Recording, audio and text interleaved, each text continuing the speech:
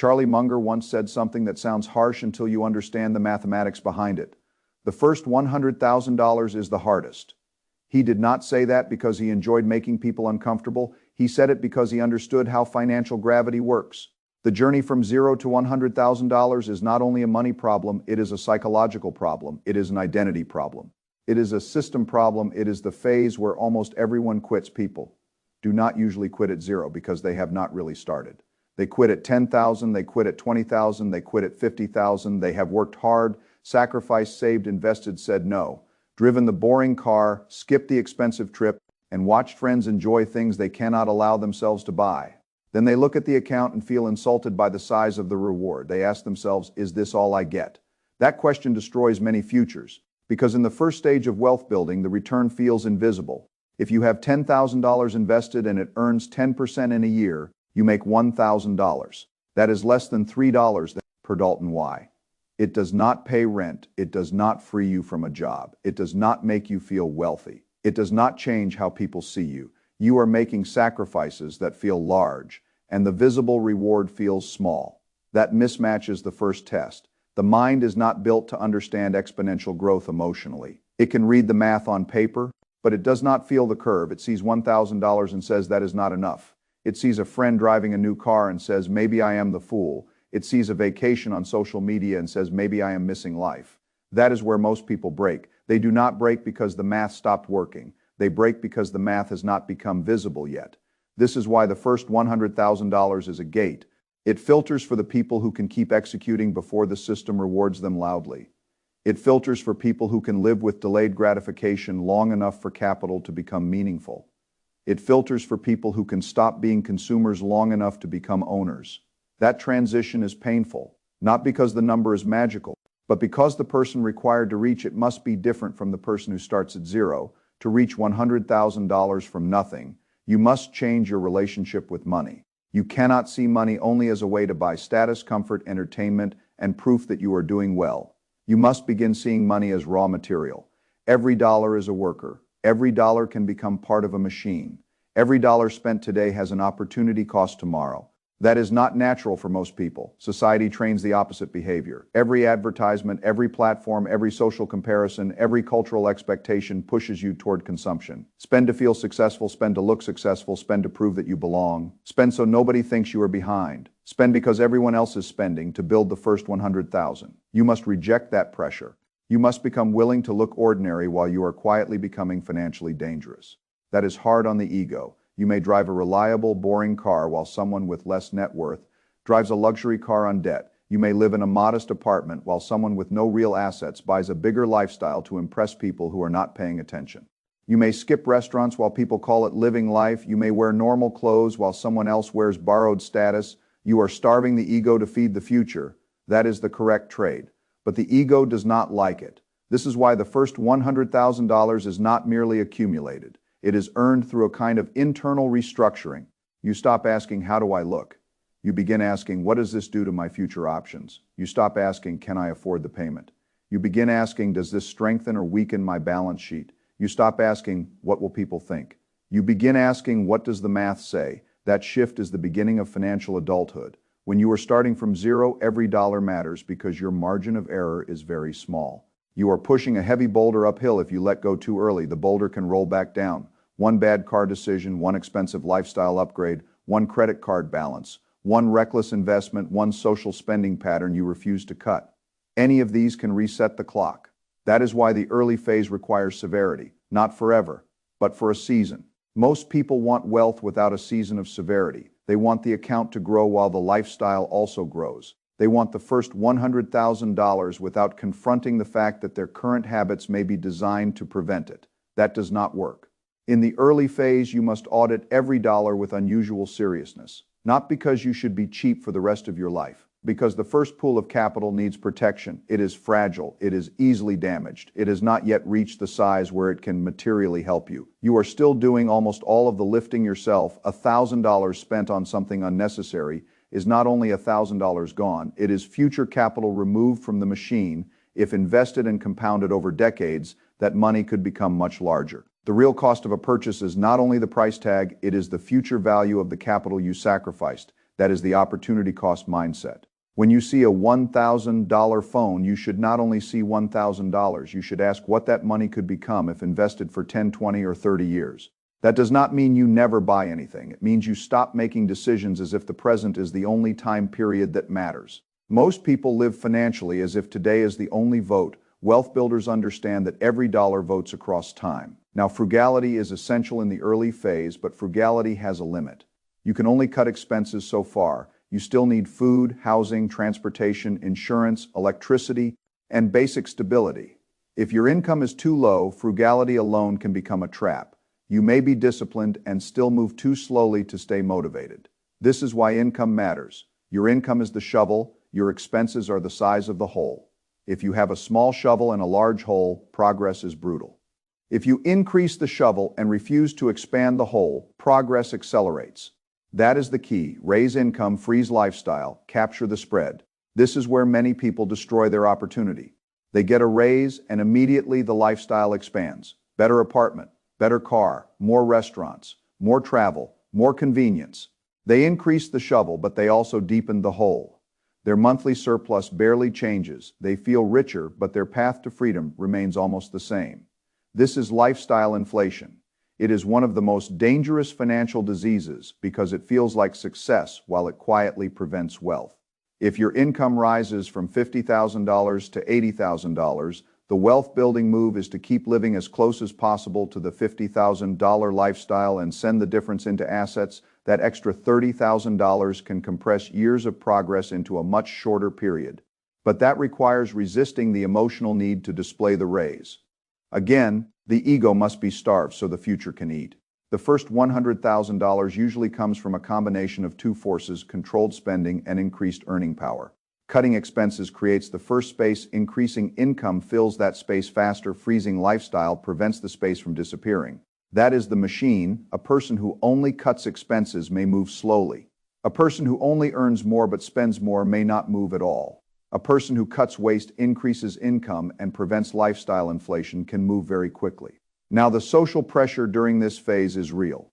Human beings are social animals. We compare, we imitate, we want to belong. If your group uses debt to buy status, you will feel pressure to do the same. If your friends spend every weekend consuming, your refusal will feel like rebellion.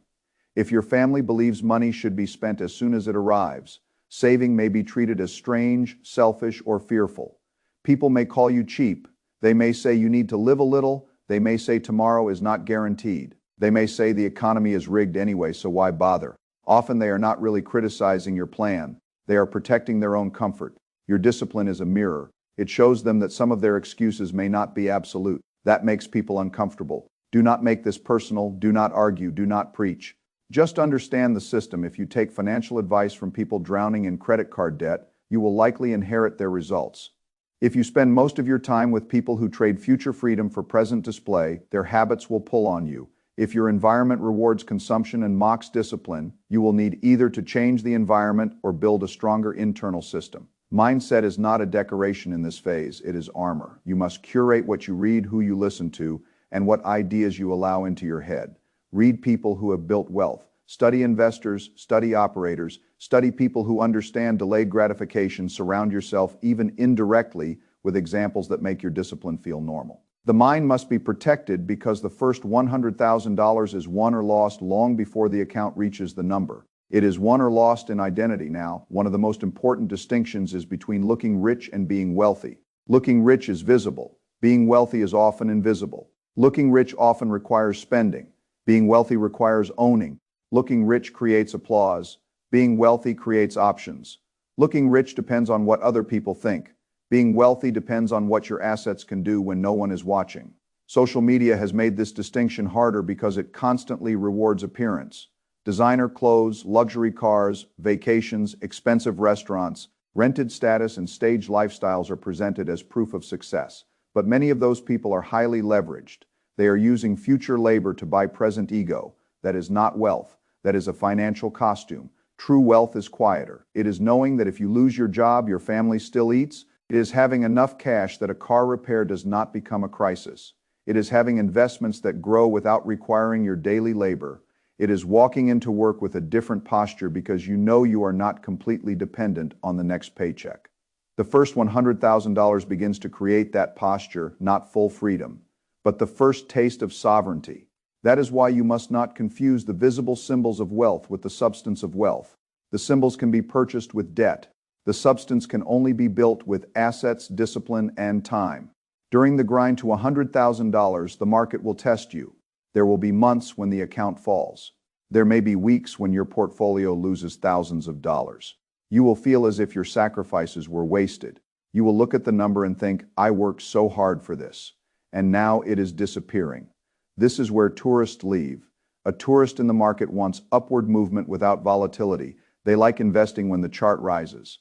They panic when it falls. They treat temporary price declines as proof that the strategy is broken. A real investor understands that volatility is the price of admission. A market crash is not automatically a tragedy. If you are accumulating assets, lower prices can be a gift. You are buying future cash flows, future earnings, and future ownership at a discount. The same contribution buys more shares. The long-term machine becomes more powerful if you keep buying through downturns. But emotionally, that is difficult. This is why the strongest stomach often beats the highest IQ. Investing is not only about analysis, it is about behavior under pressure. Can you keep buying when headlines are negative? Can you avoid selling when the account is down? Can you separate the market's daily mood from your long-term plan? Your job is not to outsmart the market every day. Your job is to acquire high-quality assets consistently and hold them long enough for the math to work. For most people, that means a broad market index fund, not because it is exciting, because it removes many ways to fail. You do not need to pick the next great company. You do not need to time every recession. You do not need to trade. You buy a diversified slice of productive businesses and let thousands of employees, managers, innovators, and entrepreneurs work on your behalf. That is a powerful arrangement. It is also boring. Boring is not a weakness in wealth building. Boring is often the mechanism. The actual system for reaching the first $100,000 is simple, but not easy. First, eliminate high-interest consumer debt. You cannot build a stable castle on quicksand. If you have credit card debt charging 20%, that is not a normal bill. It is a financial emergency. Paying it off is like earning a guaranteed return equal to the interest rate avoided. Very few investors in the world can guarantee 20%. If you have that kind of debt, the priority is clear. Stop feeding the machine that compounds against you. Debt at high interest is negative compounding. It works every month, whether you feel motivated or not. You must attack it before you can build aggressively. Second, build an emergency fund covering 3 to 6 months of basic living expenses. This is not meant to make you rich. It is meant to keep you from being forced into bad decisions. It prevents a car repair, medical bill, job loss, or family emergency from pushing you back into credit card debt or forcing you to sell investments at a bad time. The emergency fund is psychological armor. People underestimate the value of calm. When you have a buffer, you think better, you negotiate better, you avoid panic. You can stay invested through volatility because not every emergency requires selling assets. Defense comes before offense. Third, automate investing. Do not wait to see what is left at the end of the month. There will usually be nothing left because life expands to consume available money. Human nature is predictable. If the money remains visible and accessible, it will find somewhere to go. The transfer must happen when the paycheck arrives. Pay yourself first, not as a slogan. As a mechanical structure, money should move into investments before your lifestyle can absorb it. Automation makes discipline less dependent on mood. The system executes before your tired brain begins negotiating. Fourth, buy simple, high-quality, diversified assets. For most people, the S&P 500 or a broad market index fund is the cleanest starting point. It gives exposure to large, productive companies without requiring stock picking skill. It is not perfect. It will decline. It will frustrate you. It will go through bear markets, but over long periods, broad ownership of productive businesses has historically rewarded patient investors. Do not confuse activity with intelligence. The person buying a boring index fund every month may outperform the person constantly trading because the boring investor has fewer chances to sabotage the plan. Fifth, keep going. This is the part that sounds least impressive and matters most. Keep going when the account is small. Keep going when friends spend more. Keep going when the market falls. Keep going when the first returns feel meaningless. Keep going when you feel bored. Keep going when nothing visible has changed. Consistency is the ultimate financial superpower because most people cannot maintain it. Now, What happens when you finally cross the $100,000 threshold? It is not only a number on a screen, it is a shift in reality. At $100,000, a 10% return becomes $10,000 per year. That is almost $1,000 per month. Not guaranteed, not smooth, not arriving like a paycheck, but now the capital is large enough that its movement matters. The money is working beside you. It becomes like an employee who never sleeps, never complains, and never asks for vacation. This is when compounding becomes visible. The second $100,000 is easier than the first because the first $100,000 is now helping you. You are no longer pushing the boulder entirely by yourself. Capital has joined the effort. At $200,000, a 10% return is $20,000 in a year. At $500,000, it is $50,000. At $1 million, it is $100,000. The same return percentage creates very different lived experiences depending on the base of capital. That is why the first base matters so much before $100,000. Compounding is mostly a concept. After $100,000, compounding begins to feel like a partner. This does not mean you can relax completely. It means the machine is finally strong enough to be noticed. The first $100,000 is not the finish line. It is the starting line of real wealth creation. This is where another trap appears, the victory lap. Many people grind for years to reach a milestone. The moment they cross it, they feel entitled to reward themselves. A new car, a luxury vacation, a major lifestyle upgrade. They say, I worked hard. I deserve this. Maybe they do deserve rest, but if they drain the capital right when it becomes powerful, they kill the golden goose as it begins laying eggs. That is a tragic mistake. The first $100,000 should not be consumed. It should be protected. The discipline that built it must continue because the machine is now entering its most productive phase. If you interrupt it too early, you return to being a beginner. This is why milestones are dangerous. They can create pride before independence is secured. $100,000 changes your posture, but it does not make you free. It gives you leverage, it gives you confidence, it gives you a base. But if your lifestyle still depends entirely on wages and your investments do not yet cover your expenses, you are still building. Do not confuse progress with completion. The true definition of financial independence is not having a comma in your account.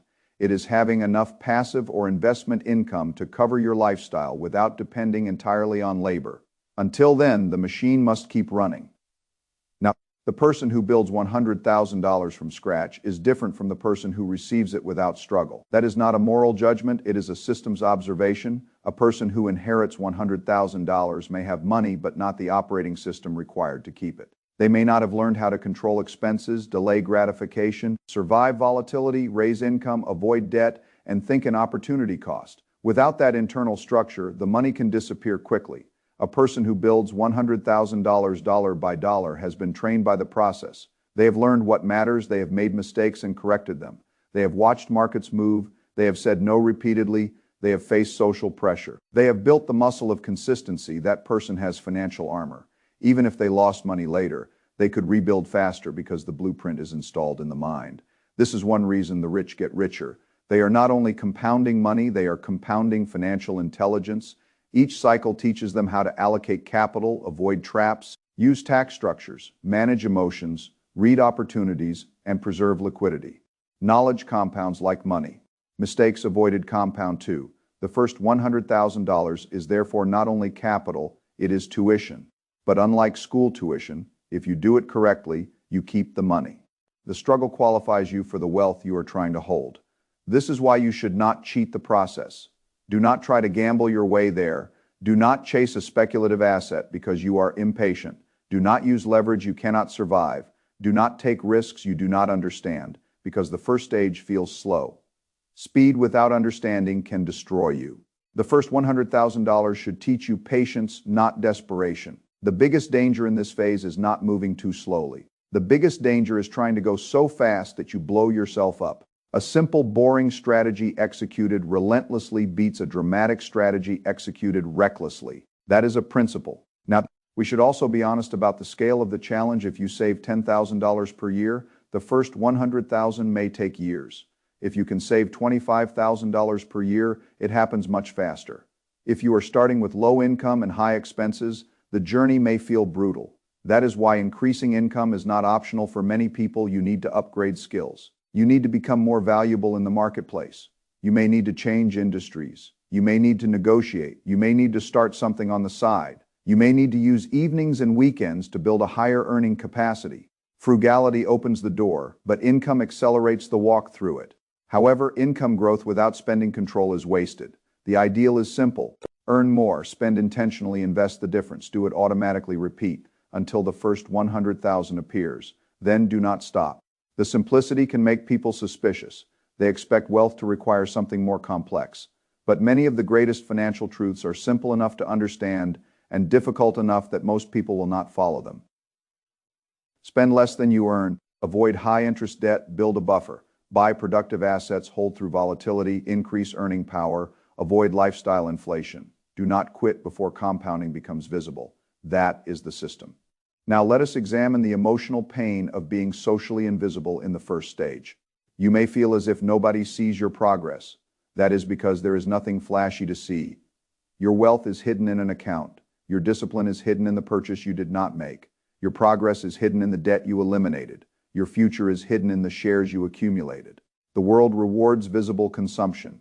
It does not reward invisible preparation. That is why you must create your own scoreboard. Do not measure yourself by how you look compared with people spending borrowed money. Measure yourself by assets, savings rate, debt reduction, income growth, and consistency. Measure the variables that actually matter. A person can look rich and be financially fragile. A person can look ordinary and be quietly approaching freedom. You want the second life. It may not get applause early, it gets options later. Now there is also a practical reason to avoid status spending.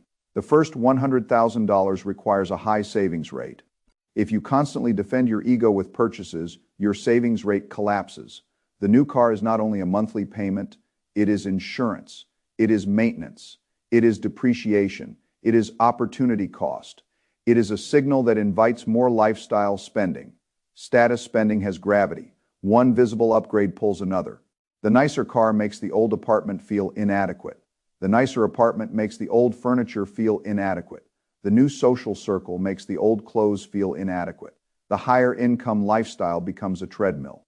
That is how people with good incomes remain broke. They do not lack money. They lack a stopping mechanism. The first $100,000 requires a stopping mechanism. Enough. That word is powerful. Enough car, enough apartment, enough clothing, enough dining, enough entertainment, enough approval. Once you define enough, surplus can become capital. Without enough, surplus disappears.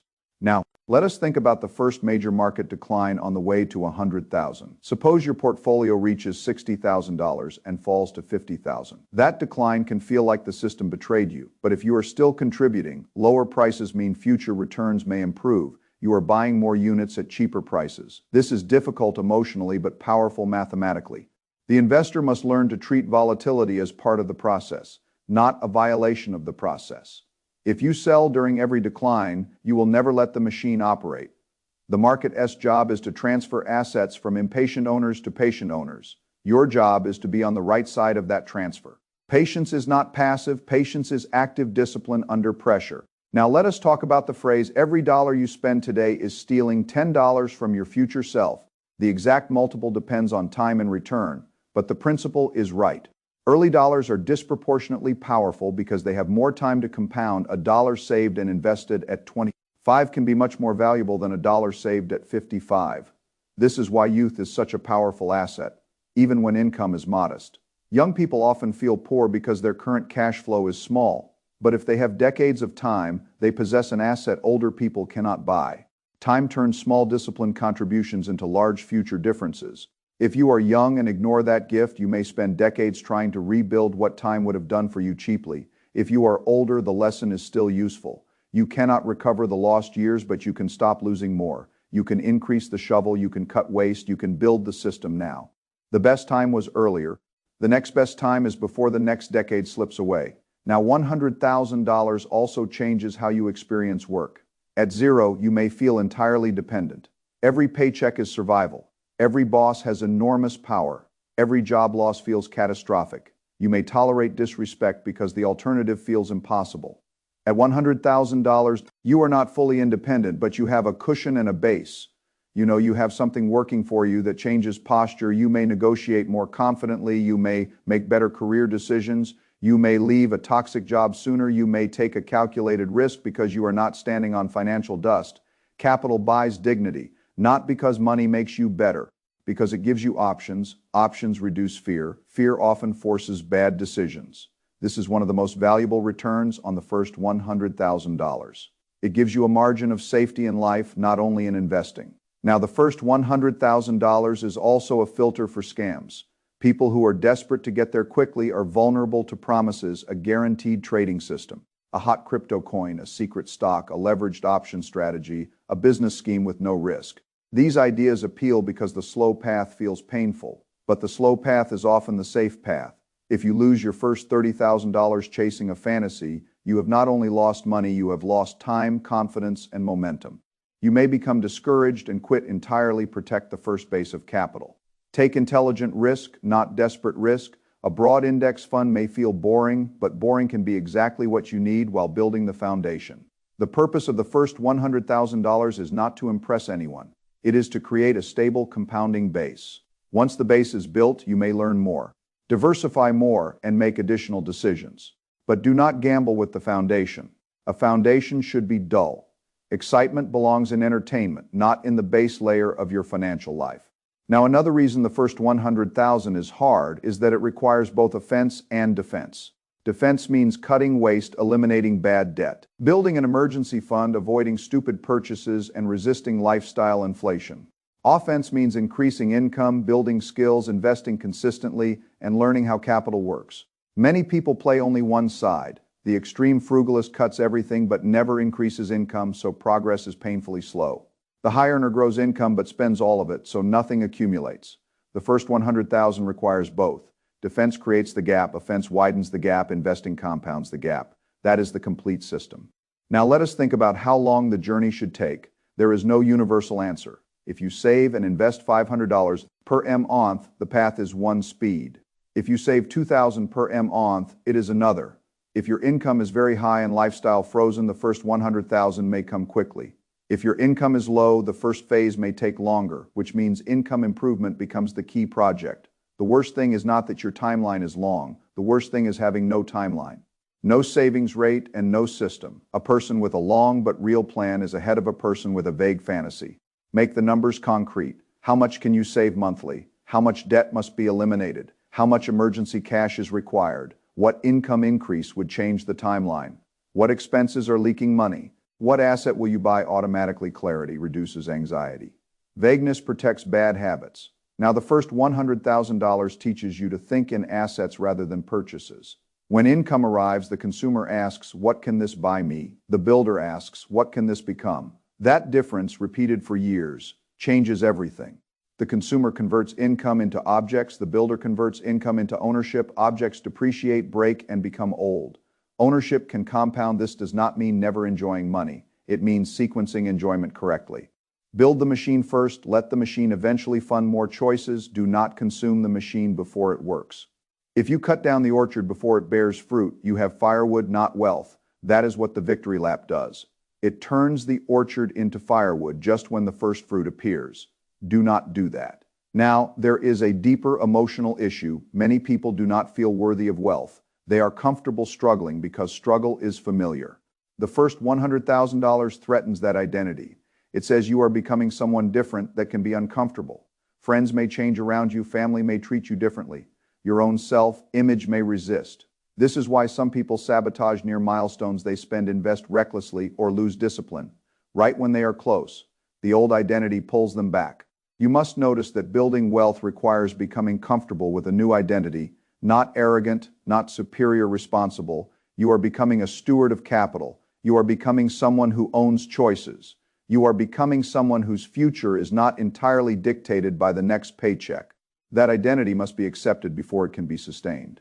Now, the first $100,000 does not solve every problem. It does not make you immune to recession. It does not replace a full retirement plan. It does not mean you can stop working. It does not make you financially independent, but it changes the direction. And direction matters enormously. At 0, you are vulnerable. At 10,000, you have a beginning. At 50,000, you have momentum. At 100,000, you have a machine. The machine is still small compared with what it can become, but it is large enough to work beside you. That is why the milestone matters. It is the first time capital becomes noticeable, not dominant. Noticeable from there. The second $100,000 can come faster. The third can come faster still if contributions continue and markets cooperate. Eventually, the portfolio's growth can exceed your annual savings. That is the point where capital starts doing the heavy lifting. This is escape velocity, but escape velocity cannot be reached if you quit during launch. The launch is violent. It consumes fuel, it shakes the system, it feels inefficient. Then, once velocity is achieved, the same machine moves differently. The first $100,000 is the launch phase. Now let us make the operating system clear. Remove high-interest debt, build the emergency fund, freeze lifestyle, increase income, automate investing. Buy broad productive assets, hold through volatility, avoid social comparison, measure opportunity cost, do not take a victory lap at 100,000. Keep the machine alive. If you can execute that system, the first 100,000 becomes possible for far more people than they think. It may still take time, it may still hurt, but it becomes a solvable problem instead of a vague dream. The key is not brilliance, it is relentless execution. That is often the gap between people who know what to do and people who do it. Now, I want to address the phrase, do whatever it takes. It should not mean destroying health, neglecting family, or taking reckless risks. A system that ruins your life is not a wealth plan, but it does mean that for a period, you must be willing to live differently from the crowd. You must make trade-offs, you must say no. You must accept boredom. You must accept social invisibility. You must accept that the early returns will feel too small. You must accept the pain of the beginning. The beginning is the admission price. Once the machine works, you can ease off the gas a little. That is what Munger meant. Not that discipline disappears, but once capital reaches meaningful size, it begins sharing the burden. Before that point, you carry most of the burden yourself. This is why the first stage feels so unfair. You are doing the most work when the system gives the least visible help. That is also why the first stage builds the strongest character. It forces you to become the kind of person who can handle the later stages.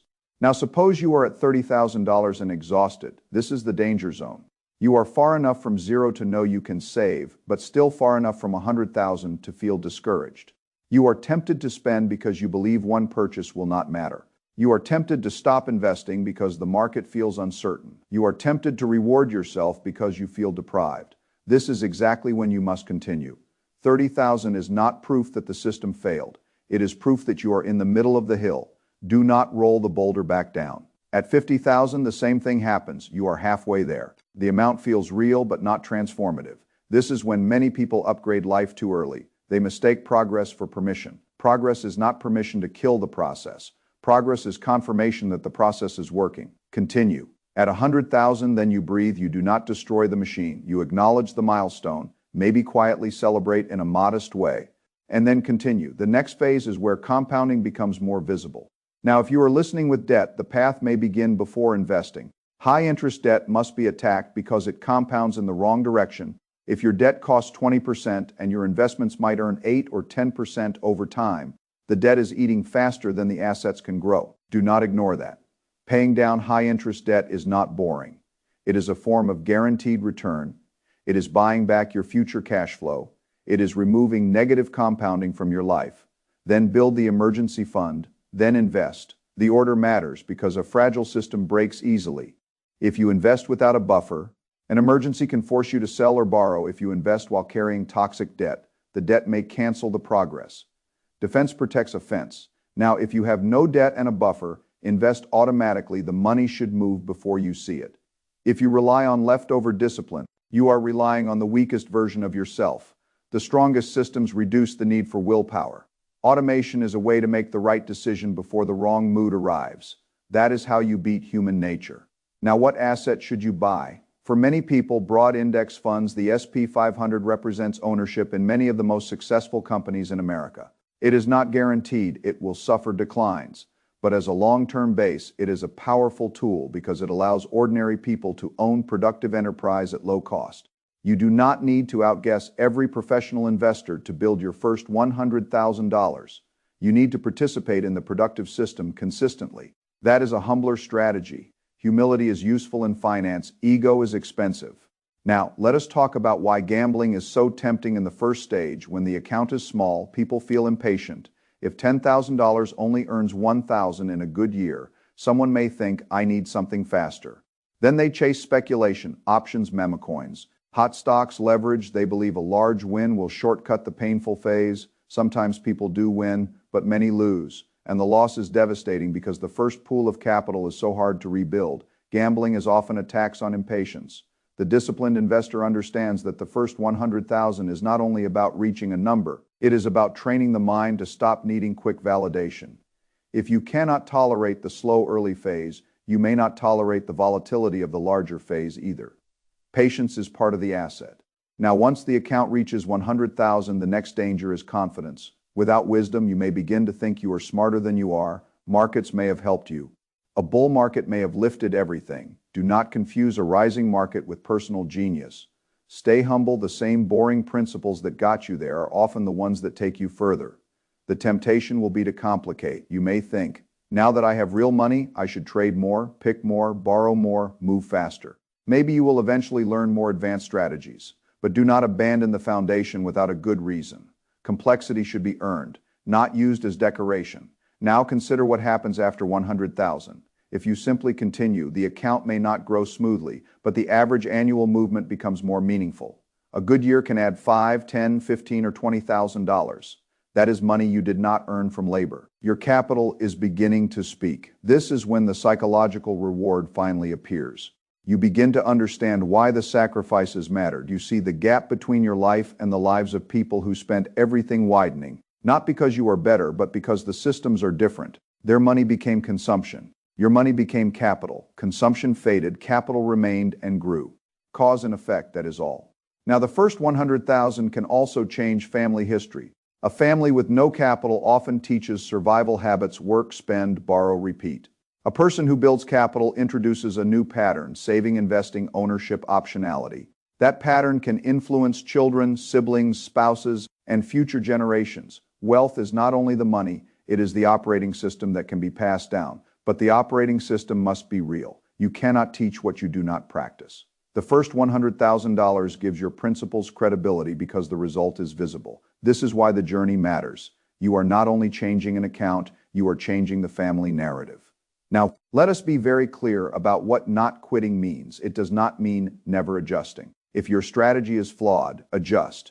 If your expenses are unrealistic, redesign. If your income is too low, attack that problem. If your investment plan is inappropriate, learn and improve. Not quitting does not mean stubbornly repeating mistakes. It means not abandoning the goal because the early phase is painful. A good system can be improved. A weak moment should not erase the destination. That is the difference. Now, one of the most powerful questions you can ask before every purchase during the first 100,000 is this: is this expense worth delaying my freedom? Sometimes the answer is yes. Health, relationships, safety, and meaningful experiences can be worth it. But often the answer is no. Much spending is not joy. It is impulse, boredom, comparison, stress, or habit. The question creates awareness. Awareness breaks automatic consumption. Automatic consumption is the enemy of early wealth. Now, if you already have $100,000, the lesson is still useful. Protect the machine. Do not take the victory lap. Continue building, increase intelligence, manage risk, avoid lifestyle creep, let the capital work. Think in terms of the next milestone, but do not become obsessed with numbers alone. The person you become still matters. If you are far below 100,000, the lesson is not meant to shame you. It is meant to clarify why the early phase feels so hard. You are not weak because it feels difficult. It is difficult because the math is not yet visible and the identity change is demanding. But difficulty does not mean impossibility. It means the system is testing whether you can endure the phase before capital becomes your partner. You can, but you need structure. You need the willingness to look unimpressive for a while. You need to stop restarting. That may be the most important phrase: stop restarting. So many people live in a permanent state of beginnings. They save a little, spend it, start over, pay down debt, add new debt, start over, invest for a year, panic sell, start over, build momentum, upgrade lifestyle, start over. Their whole financial life becomes a loop of almost disciplined, almost invested, almost debt, free, almost at the milestone, almost free. The first 100,000 requires breaking the restart cycle. You must let the process accumulate. Do not reset the clock. Now, the final trap is believing the system is rigged so badly that effort does not matter. Yes, the economy has unfairness. Yes, wages, housing, healthcare, taxes, education, and inflation create pressure. Yes, some people start far ahead. But saying the system is imperfect does not make passivity wise. You still need capital, you still need ownership, you still need options. Refusing to play does not punish the system, it punishes your future self. The better response is to learn the rules, build the base, and stop being easy to extract from. That is what the first 100,000 does. It is the price of entry into a different relationship with the economy. You move from pure labor toward ownership, you move from dependency toward